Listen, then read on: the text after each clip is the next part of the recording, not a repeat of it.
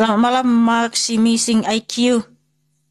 Selamat malam Kak, terima Silakan, kasih saudaraku. kesempatannya. Ya, Baik, nanya Kak, eh, kalau tadi kan Kakak bilang Tuhan itu Yesus akan datang ke bumi untuk menghakimi manusia Kak ya, saya benar tidak ya? bilang seperti itu. Tuhan Yesus datang untuk menyelamatkan manusia, mengembalikan manusia ke rancangan semula, yaitu hidup yang kekal. Oh gitu. Soalnya di awal Mm-mm. tadi saya catat dari tadi banget nyimak gitu ada kata menghakimi soalnya. Oh, yang menghakim itu Ah, nanti di akhir zaman Tuhan Yesus akan datang sebagai hakim adil. Wahyu 19 ayat 11 sampai 16. Di situ Tuhan Yesus akan datang sebagai hakim adil, saudaraku. Wahyu 20 juga ya tertulis di situ Tuhan Yesus akan menghakimi semua umat manusia besar dan kecil. dihakiminya di mana Kak? Di bumi kah? Ya, ketika dia datang, Iya, datang kemana? dia datang ke bumi kembali. Ke bumi. Hmm. Berarti tadi kan kakak bilang kalau Yesus datang bumi tuh nggak sanggup hancur gitu kan. Pas di akhir kenapa bumi nggak hancur ya? Kalau Iya, Tuhan Bang. datang. Iya, di Kisah Para Rasul 1 di situ tertulis ya, apa kata malaikat? Sebagaimana kamu lihat Tuhan Yesus datang sebagaimana kamu lihat Tuhan Yesus naik ke surga, seperti itulah dia datang. Jadi dia datang dalam rupa manusia juga, dalam seperti bagaimana dilihat oleh para rasul gitu loh. Tetapi dalam tubuh Iya. kemuliaan. Tetapi kan Tuhan Yesus itu kan Allah yang maha kuasa. Makanya kalau dia datang dalam keadaan yang sesungguhnya, bumi hangus. Tetapi kalau dia datang, dia bisa menyelesaikan dirinya, ya kita nggak hangus, bumi nggak hangus. Datangnya dalam bentuk manusia bukan Tuhan. Aduh, tubuh kemuliaannya itu, walaupun dia mengambil tubuh kemuliaan dalam rupa manusia, dia tetap Tuhan dan Allah gitu loh Bang. Bukan berarti ketika Tuhan Yesus datang dalam rupa manusia, keilahian dan ketuhanannya jadi hilang. Nggak seperti itu, saudaraku. Oh gitu. Yang Mm. dihakimi berarti sudah karena sudah di akhir berarti sudah meninggal semua kak ya. Jadi orang yang meninggal itu semua akan dibangkitkan ya. Yohanes 5 ayat 28 sampai 29. Di situ semua orang yang di dalam kuburan akan dibangkitkan. Jadi yang taat, yang setia, yang percaya Tuhan Yesus dibangkitkan untuk hidup yang kekal. Sedangkan yang tidak percaya tetap berada di bawah hukuman. Itulah yang akan dihakimi, saudaraku. Oh gitu, hanya menghakimi yang tidak percaya kak ya. Ya iyalah, kalau yang percaya itu ya langsung masuk ke jalan surga. Yang tidak percaya itu akan dihakimi menurut perbuatanmu sendiri gitu loh. Karena Tuhan Yesus itu Tuhan yang adil, saudaraku. Siap. Oke. Mm-mm. Aman kak. Udah itu saja. Ya, Oke, aman. siap. Makasih saudaraku ya, Tuhan Yesus sangat mengasihimu saudaraku Mas Siming. Tepuk tangan buat Mas Siming yang cakap dan manis.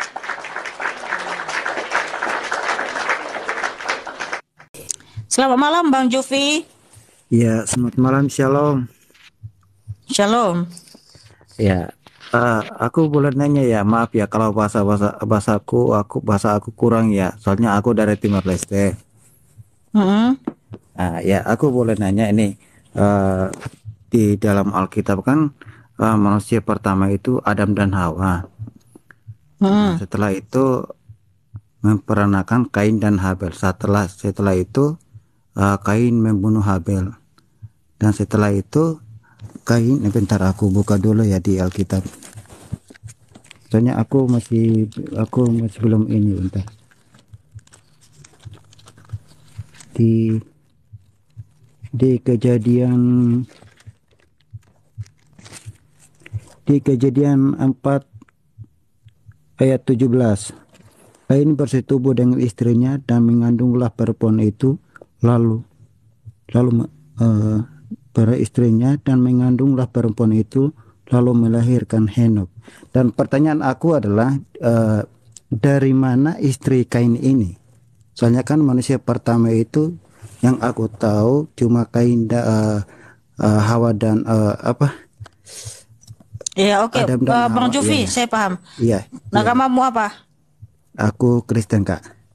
Oke, kalau kamu Kristen, katakan dengan sungguh-sungguh, aku Iya. percaya Yesus Kristus adalah Tuhanku dan Allahku, ku cinta dia selamanya. Amin. Silakan saudaraku.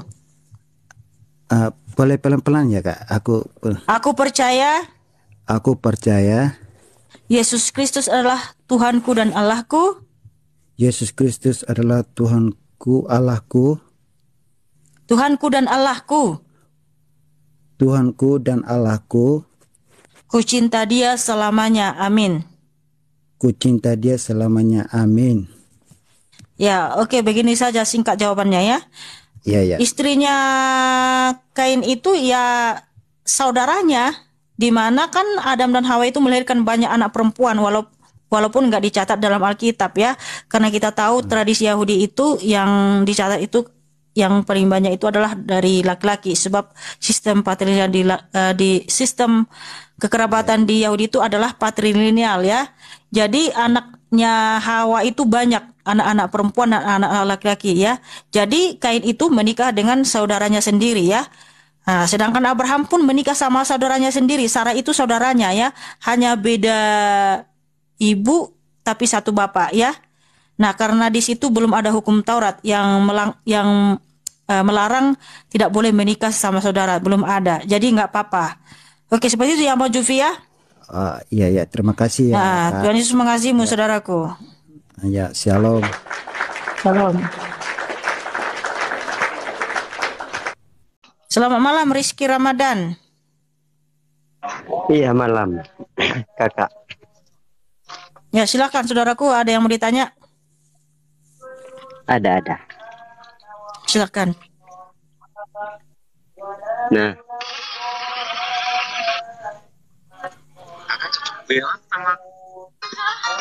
bentar. Berisik di situ. Ya, Berisik sekali di situ saudaraku. oke. Ini yang saya mau tanyakan. Hmm. Katanya Yesus disalib untuk menebus dosa kan? Menebus manusia berdosa. Iya. Tapi sebelum Yesus disalib, kenapa Yesus menyuruh muridnya kabur untuk menyelamatkan diri dari kejaran tentara Romawi? Jika benar Di mana di Yesus situ? mati disalib untuk Di mana di situ Tuhan Bentar. Yesus menyuruh murid-muridnya kabur? jika benar Kamu jangan membuat fitnah di sini.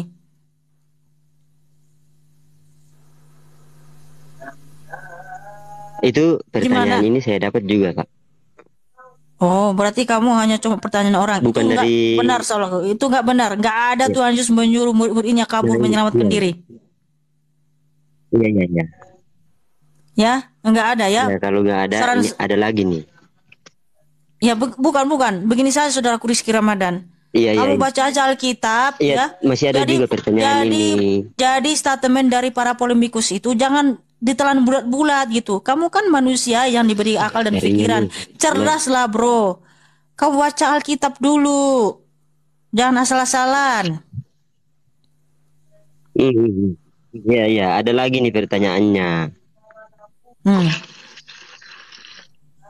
Ulangan 18:15 yang berbunyi bahwa seorang nabi dari antara kamu, dari antara segala saudaramu, dan seperti aku ini, yaitu akan dibangkitkan oleh Tuhan Allahmu bagi kamu, maka dia haruslah kamu dengar.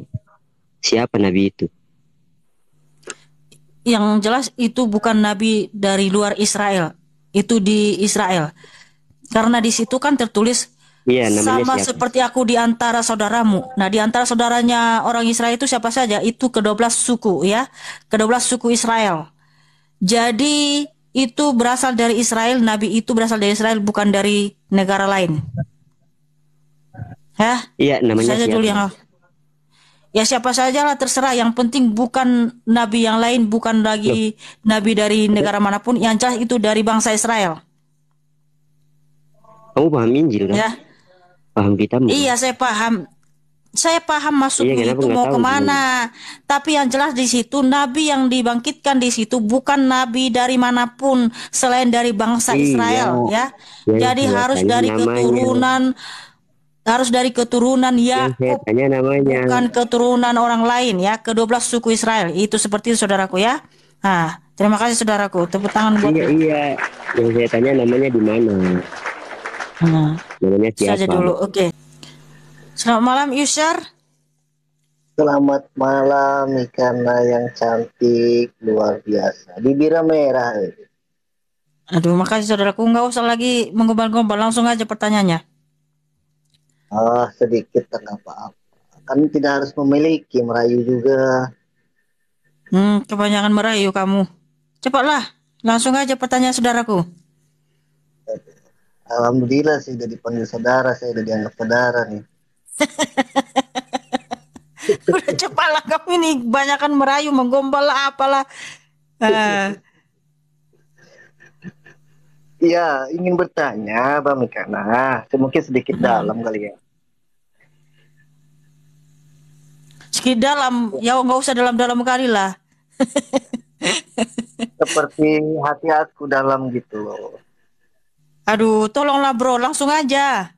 Lebih bagus hatimu dalam kepada Tuhan Yesus. Kalau kepada saya jangan. Saya nggak bisa menyelamatkan kamu. Yang bisa menyelamatkan kamu hanya Tuhan Yesus, saudaraku. Jadi jangan dalam hatimu kepada saya. Lebih bagus hatimu itu dalam kepada Tuhan Yesus Kristus saja, saudaraku. Sebelum saya bertanya, saya ingin sedikit ngelawak lah. Oke, ya lanjut ke pertanyaan saya, Bang Mikana. Saya ingin bertanya, ketika Yohanes menulis tentang firman itu 1 ayat 1, apakah Yesusnya ada atau sudah tiada? Tuhan Yesus itu ada, nggak ada, bukan ada, tiada. Sejak kapan Yesus tidak ada? Sejak kapan Yesus tidak ada? Maksud saya, ketika Yohanes menulis menulis Alkitab di ayat Yohanes 1 ayat 1 itu tentang firman kan, apakah Yesusnya ada di saat Yohanes menuliskan itu? Tuhan Yesus selalu ada. Tuhan Yesus itu Tuhan yang maha hadir, omnipresent. Dia selalu bersama-sama dengan kita, bahkan bersama dengan rasul-rasulnya, gitu loh. Maksudnya belum disalib itu, belum disalib. Oh, jadi gini saudaraku ya. Ketika Tuhan Yesus bersama-sama dengan murid-muridnya selama 3 tahun ya, Tuhan Yesus memberikan mereka pengajaran ya, menyampaikan segala sesuatu sehingga ya, apa yang mereka dengarkan dari Tuhan Yesus ketika Tuhan Yesus mati lalu bangkit pada hari yang ketiga dan menunjukkan kepada murid-muridnya 40 hari ya, menunjukkan dirinya kepada murid-muridnya, lalu dia naik ke surga ya. Nah, setelah Tuhan Yesus naik ke surga, hari Pentakosta itu turunnya Roh Kudus.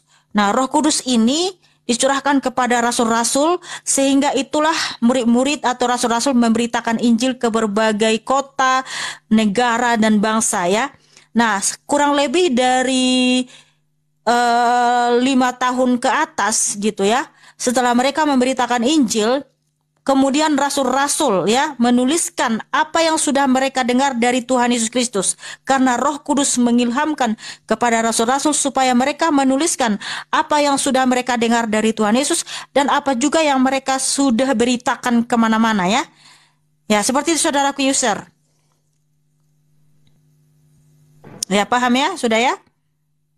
Tetapi ingat. Oh begitu. Ya. Berarti gini. Apa lagi? Kenapa Mbak? Iya, tetapi ingat maksudku, memang ya Tuhan Yesus itu Tuhan Maha Hadir, selalu ada bersama-sama dengan kita. Sesuai dengan firman-Nya di Matius 28 ayat 19 sampai 20 ya.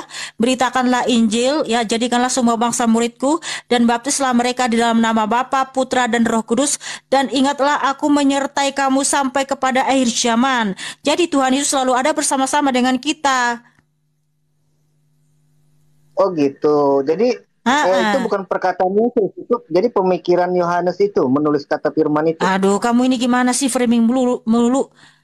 Ya, makasih saudaraku. Tuhan Yesus mengasihimu. Kiranya Tuhan memberikan kamu hikmat dan kecerdasan supaya kamu paham apa yang sudah saya ajarkan, saya beritakannya. Ya. Saya tadi sudah katakan ya, sudah jelaskan, masih tanya lagi seperti itu. Aduh, gimana kamu user ya? Kebanyakan menggombal kamu ini. Bertobatlah saudaraku.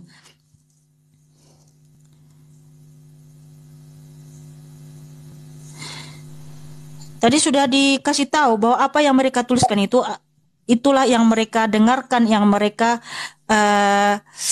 apa yang disampaikan Tuhan Yesus itulah yang mereka tuliskan gitu loh. Bukan pemikiran Yohanes. Gimana sih kamu ini? Oke, selamat malam Aslan. Ya, shalom Kak. Jadi Ya, langsung silakan saja saudaraku. yang jadi tentang pengertian ortodok itu sendiri kak.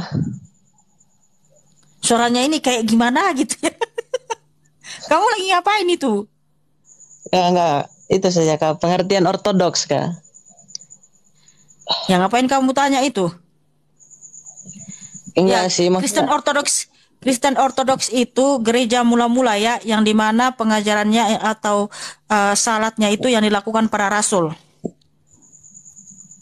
Oh ya, Kamu agamanya apa?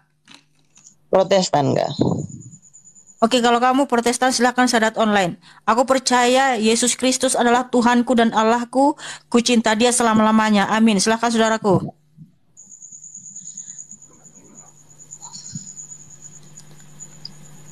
Silakan. Aku Saat. percaya,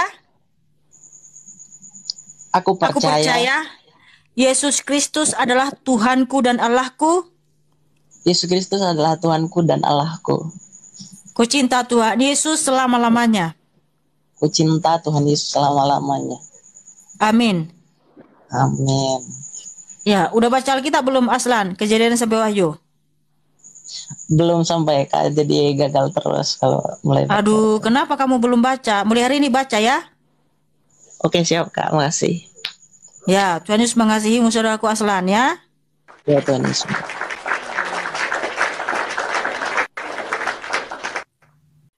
Aku dulu, bentar ya ini. Selamat malam, FRG. Selamat malam.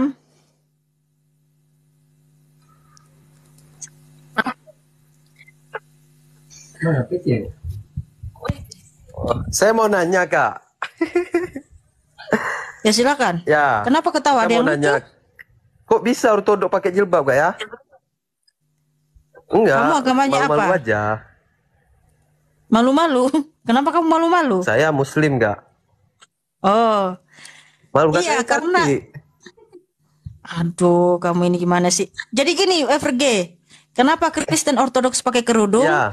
Karena ada perintah di Ya. dalam Alkitab di ke 1 Korintus 11. 1 Korintus 11 ya, di mana perempuan yang berdoa atau memuliakan Tuhan Yesus harus menudungi kepalanya. Udah? Oh. Terus yang laki-laki pakai peci gitu. Laki-laki boleh juga, ya. Oh. Ya kami Kristen Ortodoks itu kalau kamu lihat ya, yang imam-imam itu apa yang di mana mereka tuh pakai baju panjang juga, pakai peci itu, kalau nggak ada kalung salibnya itu sama persis kayak ini ya, apa namanya yang imam di masjid itu. Nah, sama juga dengan kayak gitu. Oh, begitu. Satu lagi kak, satu lagi mau nanya kak. Apa itu? Boleh? Oh, kira-kira yang disalib itu siapa ya kak ya? Yesus atau ini kawannya itu siapa namanya? Yudas. Oh, begini saudaraku, yang benar-benar disalib itu adalah Yesus Kristus. Berdasarkan fakta sejarah, Yesus Kristus disalib, mati dan bangkit pada hari yang ketiga. Yang tidak disalib itu atau selamat dari penjaliban itu adalah Yesus juga, tapi bukan Yesus Kristus, Yesus Barabas ya.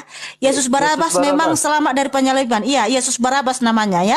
Tetapi Yesus Kristus benar-benar disalib, mati dan bangkit pada hari yang ketiga.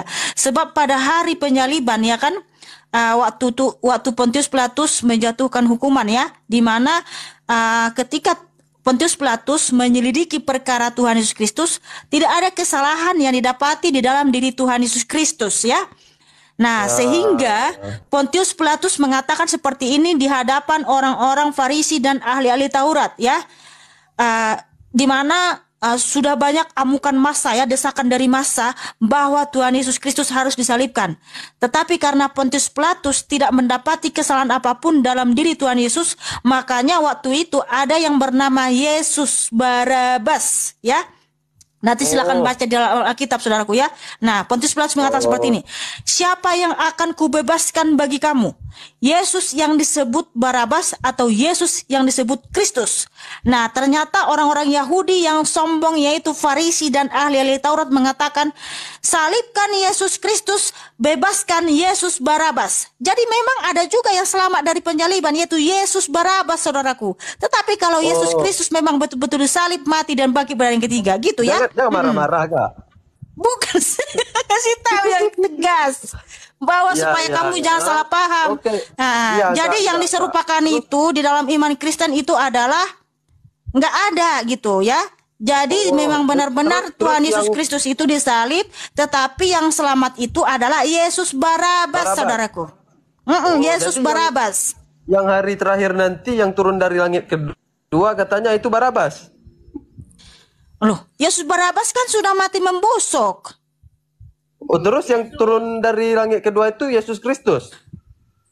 Nggak tahu saya dari langit kedua. Kalau Tuhan Yesus itu datang dari surga di atas surga. Karena kerajaan Tuhan Yesus Kristus itu adalah surga di atas surga, saudaraku. Dan tidak seorang pun yang bisa naik ke sana selain Tuhan Yesus Kristus, ya. Bukan di langit-langit kedua, nggak ada itu. Oh, berarti surga atas surga ya?